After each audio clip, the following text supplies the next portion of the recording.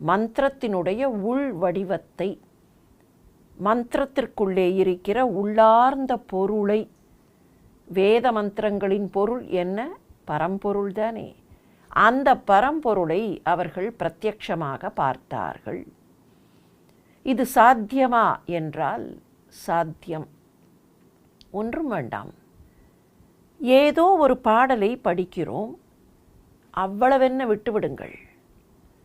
ஒரு பெயரை சொல்கிறோம், நமக்கு நன்றாக தெரிந்த ஒருவர், அணுக்கமான ஒருவர் அல்லது உறவினர், மகன் மகள், யாராக வேண்டுமானாலும் இருக்கலாம்.